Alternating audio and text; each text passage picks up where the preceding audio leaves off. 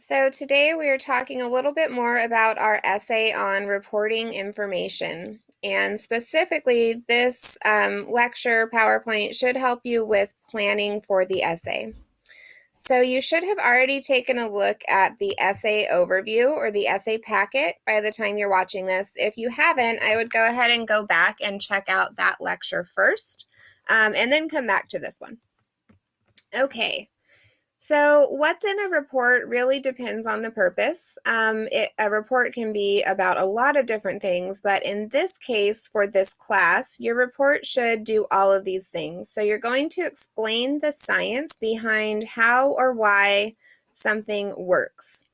And in the process of doing that, you'll need to synthesize information from multiple reputable sources to help readers understand, that sort of way in which this thing that you're discussing works or happens.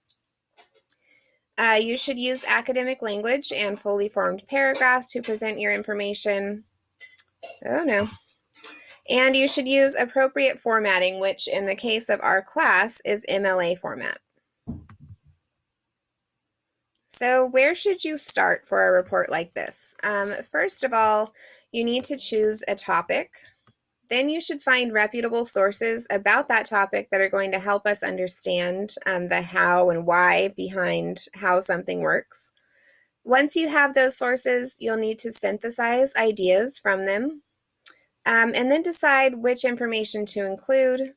And from there, then you need to start on the actual writing process. So create a thesis, an outline, a draft, and then you'll do some revision. So that's sort of what the entire essay process is going to look like for class. So first of all, choosing a topic. In this case, you can write about basically anything, but when you're choosing a topic, there are some things that you should do and some things that you should avoid. So your topic should allow you to tell us how something works, and it should be something that has been researched by others.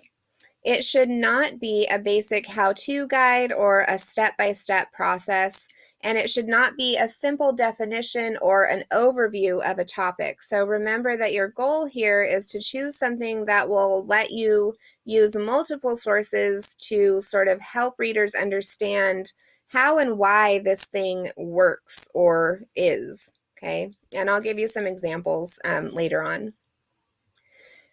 I would encourage you to use some brainstorming techniques to help generate some ideas. So start with something you're interested in. To generate ideas, you might watch TED Talks, read news articles, free write, make a pro-con list. Think of things that you've already always wondered about, but maybe never took the time to research. You might consider something that you're already interested in based on your life, your major, your work, your hobbies. So really try and customize this so that it is something that's going to be interesting for you to research and write about. So I've got an example here of one way that you can sort of narrow down and decide which topic to choose, and that's making a simple pro-con list.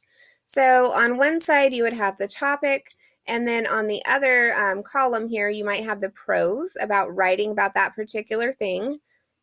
And then in this column, you'll have the cons. So like, what drawbacks do I think might come up as I'm writing about this thing? So for example, if I were to be choosing a topic, I thought of these two while I was making this PowerPoint. So this is what you have as an example. So how and why mantis shrimp are effective predators. So before I was an English teacher in another life, I was a marine biologist. So that is one of the things that I majored in and spent years of my life researching. So mantis shrimp are these cool little dudes that are very effective predators. So maybe I would want to talk about that just because I have some interest in the topic. So some pros would be number one, I'm interested. Number two, I have prior knowledge. And number three, I happen to know that there are lots of research available, right? So there's already that research there that I know I can pull from. Some cons, it is a pretty specialized topic. And maybe I wouldn't already have or be able to find enough info on this particular this particular aspect of the topic, right? Their status as predators. So that's a possible con. Another topic that I might consider discussing, how physical activity makes you happier. So pros, I'm also interested in this subject. I know there's lots of research and specifically lots of recent research because of what's going on in our world at the time that I'm recording this lecture, right? Lots of people are still stuck at home and we're all trying to find ways to stay active and to stay remotely happy during this lockdown and with recent events, right? Another pro, it might be relevant to my life and to my readers. Some cons. It is a pretty well-known topic, right? So people might already know about this, and because of that, it might not be as interesting as something that maybe they don't already know about. So as you're choosing a topic, list these things out and then sort of weigh the pros and cons as you try to decide where you want to go with your own topic. So once you've settled on a topic, then you need to find reputable sources that will help you discuss those things. One place to start would be to watch my Evaluating Sources lecture on YouTube. If your class hasn't already been assigned this lecture, it's available on my YouTube channel. And it's available to the public, so you should be able to find it just by searching.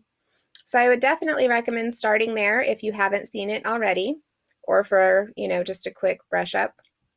You can find reputable sources in lots of places. Library databases are a good place to start. TED Talks, our course materials. You should avoid using some things in your final essay. So random websites ending in .com, blogs, encyclopedias, and opinion pieces are not appropriate for the finished product. However, these are great places to start generating ideas, right? So when you're just trying to choose a topic, then by all means check these things out. Once you're settled in on a topic, then go ahead and try and find some reputable sources that you can use for this essay. This is a good little infographic that I've borrowed from this place here. And it just tells you some things to look at while you're looking at your sources. So do a visual check to make sure that it's well made and someone's put some thought into this. Look for red flags like, does the title use all caps? Is it a headline that is clearly just trying to provoke strong emotions? Those would be kind of red flags. Then you can check out the site. Look at what it ends with, right? Like .com, for example, is just a website that really anybody can publish to. You can also look at the About Us section on a website to find out what a particular organization is all about. You should have a clear author. You should know who wrote the source and see how biased and in what ways, right? And then fact check your sources, especially, again, at the time that I'm recording this lecture. We've got a lot of misinformation that is being thrown around, especially on the internet. So just be careful and be wary about those kinds of things. So just a quick overview of reputable versus popular sources. So we can compare these sources, all of which are about mantis shrimp, and that's what they look like. They're freaking glorious. I love them. They're so cute. I wish I could have one as a pet, but it would kill everything that I tried to put in a tank with it, so that's a no-go. So we can compare these sources to figure out which one is most appropriate to use on this assignment. So I'm going to click and open these. Excuse my 5,000 tabs that I have open. So this one is a comic. If you haven't checked out The Oatmeal, highly recommend. Super fun comics. And The Oatmeal wrote about the mantis shrimp. So I know who wrote it. Sorry. I know who wrote it. because it says written and drawn by the Oatmeal, but I also know that this is a comic, right? So it's not meant to be like a scholarly source. However, if you haven't read this comic, definitely recommend doing it. And because I happen to know a lot of information about this particular topic already, I do know that these things that this person says are, scientifically accurate. So, like, it's got that going for it. However, it's not something that I would be able to cite in an academic essay, right? Um, so he goes on and explains like how our eyes function as humans, how dogs' eyes function, and how they can kind of see different things than we can, and how we see more than dogs, right? So we can see all of these cool colors. And then he goes on to explain that butterflies can see even more. They can see colors that we cannot even like comprehend. And then there's the mantis shrimp. And he tells us some cool things about it. And he tells us that about how their eyes are just like crazy super powerful. Um, and then he goes on to tell us more about this mantis shrimp, right? He talks about how it kills stuff and all kinds of good information. However, this is probably not the best source to use in my essay. In terms of gathering information to just understand the topic, definitely a great source, but probably not a good source to include in an academic essay since it is indeed a comic. So let's go back to the next source on my list here and check this one out. Okay, so this one is from the Ocean Conservancy. So I know that it's from a fairly reputable place, right? Because this is a bunch of scientists and whatnot working together for a particular purpose. However, it's got this written at the top, so I know that this is a blog. So that makes me a little bit leery about it. So the next thing I'm going to look for is who is writing this. So this is Aaron Spencer, who is the author, and I should be able to click on that and see if it gives me more information about who this person is. Like, is she an expert on this topic? So she's a marine ecologist. She was the digital outreach manager for this particular organization. She specializes in all of these things, and I can follow her on Twitter, and she has her own website.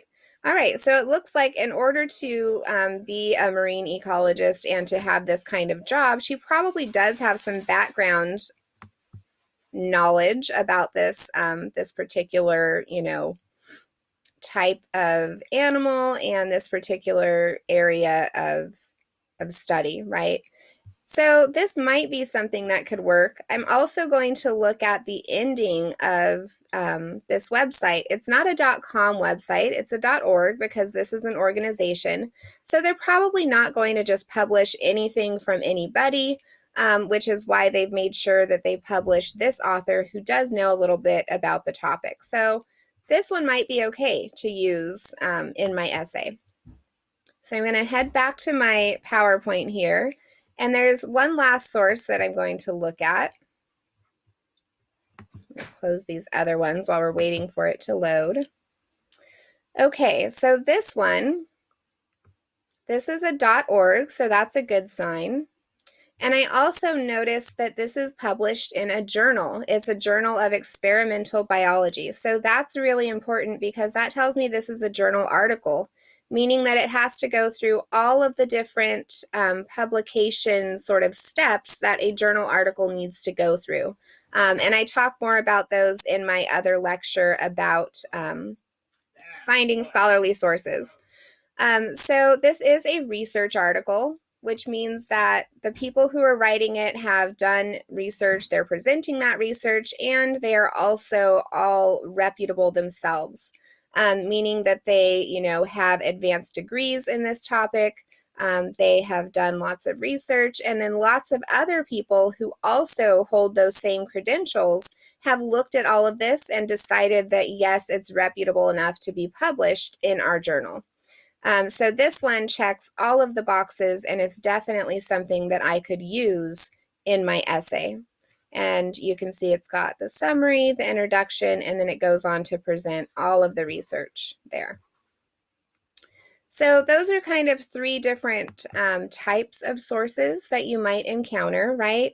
So the oatmeal comic, although its information is valid, isn't necessarily presented in an academic way. So this would be great to get started and to just deepen my own understanding about this. Then we have that blog post by an educated person in the field, which is borderline, but it could work because the author has that experience that we need. And then we have sort of the gold standard here, which is a journal article published in a journal by scientists. So this would definitely be great to use in this particular essay. Okay, so when we're synthesizing, now that I have some sources, let's say that I had these first two sources and I have those two and I'm going to use those going forward. And of course, you might have more sources for your own essay. So now it's time to start synthesizing information from those sources. If you haven't yet, watch my synthesis overview lecture on YouTube. Again, that's available on my channel and it's public, so you should be able to find it just by searching for it. So find those reputable sources that we just talked about. Then you'll need to annotate each source. And as you're reading and annotating, look at how those sources intersect. So we want to look at places in which those sources talk about similar things. How do they help us understand the science behind your topic more clearly? They don't necessarily have to say the same things, but it's kind of like a jigsaw puzzle. Think of a synthesis in that way. Each piece is going to come from a different source. So you should be looking at how each source helps us to sort of see the full picture, right? So once you've annotated each source, then bring your notes together into paragraphs. Use the information that you gathered from each source to inform readers about the topic at hand. So what kinds of things should you include here? Include important facts which are going to help you inform readers about your topic. In this case, remember that we're writing to explain the science behind how something works. Remember, the goal is to use your sources together to help readers understand the science more completely. So we want to know what all of the different sources have to say about that particular topic. Some things that you should not include here. We don't want to include our opinion about the topic. We want to avoid just a simple how-to guide. We're not aiming to just give a general understanding of a topic, and we're not aiming to summarize each source individually. So instead, you're kind of weaving your sources together into a synthesis. So I've got an example of what one paragraph of a synthesis might look like. So for instance, let's say I went with the mantis shrimp topic, and one of my paragraphs is going to be about one reason why they are such effective predators. And one of those reasons is how quickly they're able to attack their prey. So my topic sentence says that, right? So that my readers know what we're going to be talking about. So one of the reasons mantis shrimp are such effective predators lies in how quickly they attack prey. Then I'm going to get into introducing my articles and explaining sort of what different sources have to say about this particular topic. Notice that I'm using signal phrases such as according to. I have my quotes in quotes so that my reader knows that I am borrowing this information from somewhere else. I have the title of the article formatted correctly, right? We've got capitalization when we need it. We have this in quotation marks because it's an article title. I also mentioned the authors, which is important.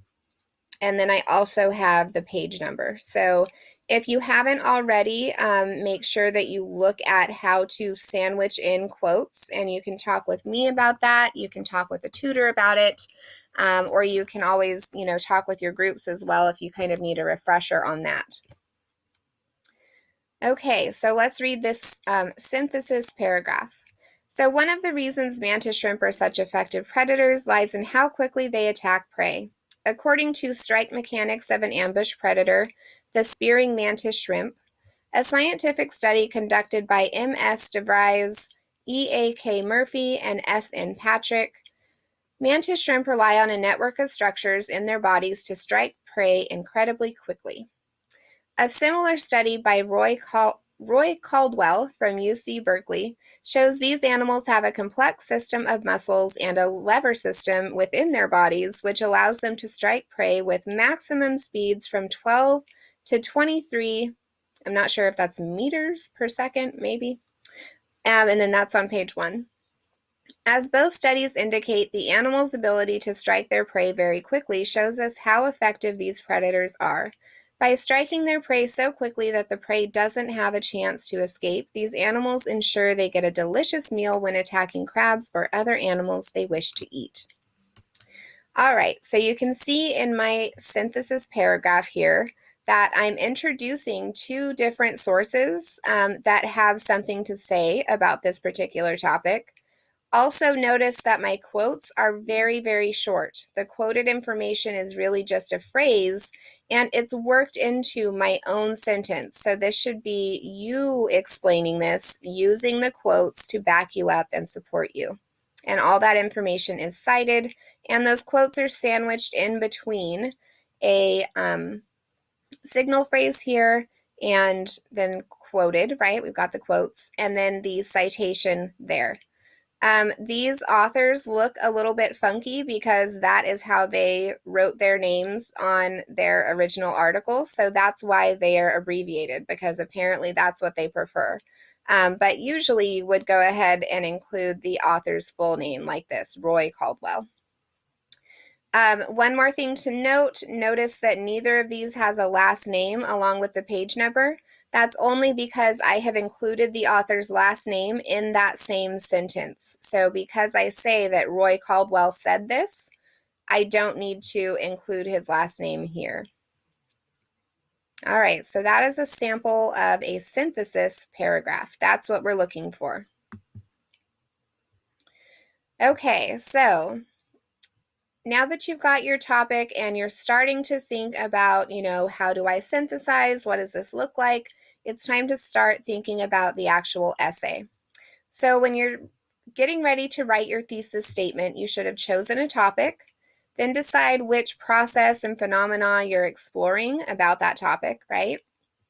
Put those things together to create a thesis, which is going to help your readers understand the overall purpose of the essay. Please do not include these kinds of statements in this particular essay. It's just not something that we do in our genre, which is academic writing, particularly in the humanities, right? So we want to avoid I statements. So we don't want to say, I will be exploring why the mantis shrimp is an effective predator. We also want to avoid this essay will, right? So stay away from those kinds of things. We're trying to rise, above and go in a different direction than that particular language. Some sample thesis statements. Mantis shrimp are not only beautiful but interesting creatures, are not only beautiful, interesting creatures, but they are incredibly effective hunters. Aside from being cute and cuddly, pets can also have more important impacts on individuals, including helping us stay happier and healthier. So notice how both of these samples clearly tell my readers what is going on in the essay, right? If I see this thesis statement, I know that the essay is going to be about mantis shrimp and particularly how they are effective hunters. If I'm reading this thesis, I know that we're going to be reading about how pets can help us stay happier and healthier. So you can definitely achieve these things without saying in this essay, I will, or this essay will discuss, right? Notice that each of those also has a specific purpose and it makes a claim, but those claims are focused on how something works. So in this case, how and why mantis shrimp are effective predators. And if I'm discussing pets, how and why pets make us happier and healthier. So make sure that your thesis statement is doing something similar. So once you have a thesis, it's a good time to start planning the draft. Before you plan your essay draft and before you start writing it, I like you guys to create an outline. There are a bunch of different ways that you can create an outline, so choose one that works for you. But whatever you're doing to outline, make sure that you're working towards topic sentences and evidence for each paragraph. Because this is what you'll be turning in for your essay plan assignments, and it will help you write your drafts. So this is your end goal when you're working on outlines in our class. So for example, I like this particular method. It's what I've used probably since elementary school, and it's what I used even when writing my thesis for grad school. I still use this. So this is like the bubbling method or clusters or however you were taught that. So let's say I was making an outline of my mantis shrimp essay. I would start with why mantis shrimp are effective predators right here in the middle. And then I would just have these lines going to different bubbles. And each of these bubbles is going to turn into a paragraph, right? These are my main ideas. So one of the things that makes them effective predators is that they're ambush predators. Another thing that makes them effective is their ability to strike very fast. Another thing that makes them effective is this weird thing that they can do called supercavitation, where they heat up the water around their prey so quickly that it can't escape. Another thing that happens that makes them effective is that they have amazing eyesight, which allows them to see prey in ways that we can't even see ourselves. We can only imagine. And their coloring, they're brightly colored, so that also helps them intimidate prey items, right, or other predators so that they keep themselves safe. So these would be my main ideas. Each of these is going to turn into a body paragraph, and then you see that I've numbered them as well. So this is just what works for me. Again, you can outline in whatever way works for you. But after I have all of my ideas here, then I go through and I give them numbers. So I say, first, I'm going to talk about this. Second, I'm going to write a paragraph about this. And then third, fourth, and fifth. So that's one way that you can outline. Generally, when you have an outline, you'll see that you've written down some main ideas, right? Just some phrases that are sort of guiding your thoughts as you're working on the essay, and that's totally fine. But when it comes to turning in your essay plans, I will always be asking you for topic sentences. So it's important that you understand how to move from main ideas over to topic sentences. So main ideas are phrases, meaning they're not a complete sentence, whereas topic sentences are full sentences. And topic sentences are what you can start off each of the paragraphs in your essay with. So I have you write these things not just to be a jerk, but because I want you to actually start writing your paragraphs. So you don't need to make new topic sentences when the time comes to write the essay. You need to take the ones that you've already written and just put them into your essay and go from there. So remember that complete sentences contain a subject. This is the thing that is completing some kind of action in the sentence.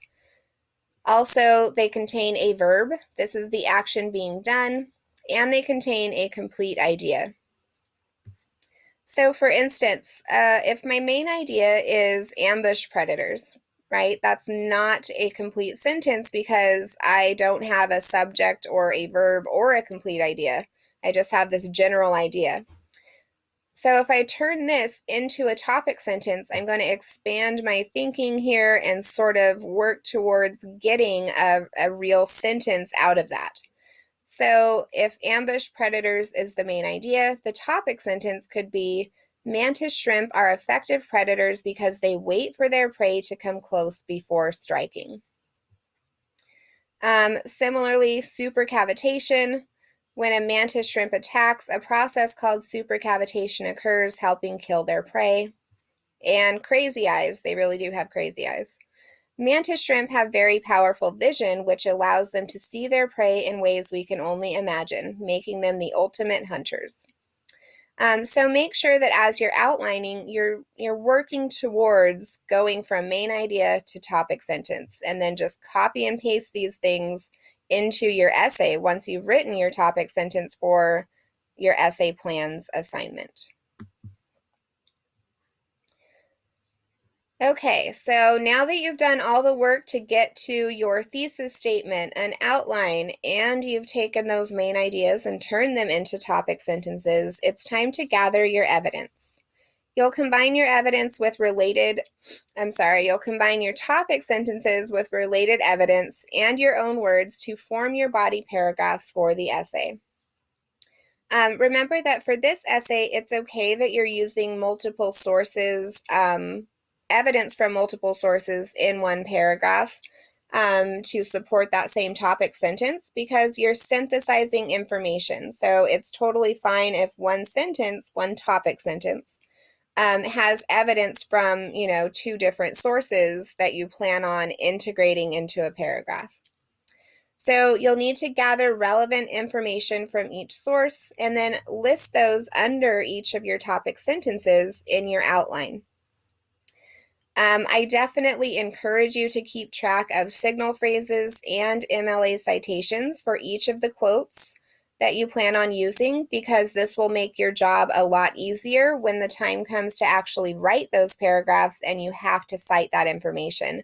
So if you know that you're planning on using a particular quote, jot down a signal phrase and jot down the author's last name and the page number when you come across it. That way, when you're doing this, you can have all of that stuff ready to go. So here's an example of what adding evidence might look like. So I might have my topic sentence here, and then maybe, some space to include my evidence over here. So if my topic sentence is, mantis shrimp are effective predators because they wait for their prey to come close before striking. Then I'm going to go through my sources and I'm going to find a place when each of my sources talks about that thing.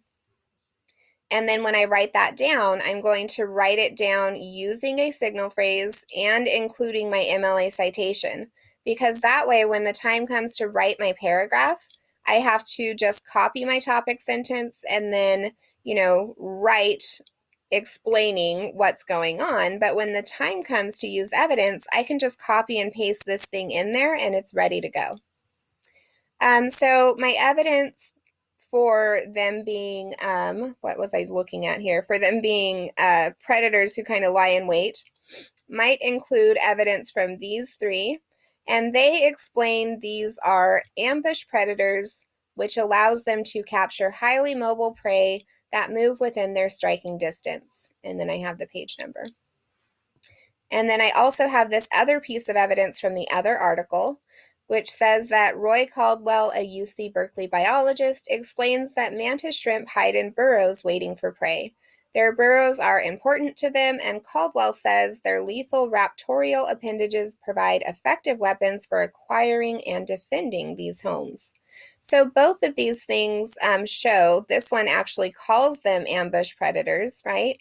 But this one says that they are really effective at not only acquiring their little burrows that they use to wait to ambush their prey, but they're effective at acquiring and defending those. So it's okay if your sources don't directly support exactly what you said, as long as, it involves the same thing. We're talking about the same thing here. And then the rest of the paragraph can be you explaining how this is relevant, right? And why it's important to understand that. So I would go through and do this for each of my topic sentences. I'd have my topic sentence here and my evidence there. And that way, when I need to write a paragraph, I have most of the hard work done already. All right, so by this point, you're ready to write a draft because you have chosen your topic, done your research, annotated that research, written a thesis, planned your main points, written your topic sentences, and then matched your evidence to those relevant topic sentences. The next thing that you need to do to actually write the draft is to write those body paragraphs by combining your topic sentences with your evidence to synthesize sources. And remember that each paragraph should have a clear purpose, and your goal is always to give readers a more in-depth understanding of the topic at hand. So a quick recap, make sure that you have read the essay packet. Choose a topic, do your research, synthesize your sources, and outline your ideas. Write that shitty first draft, and then you remember that you'll get feedback from me and peers on your draft. You should use that to revise and improve, and then you get to submit the final draft and be done with it. As always, if you have any questions for me about this, about your essay, about what to do next, feel free to reach out, and I'm always here to help.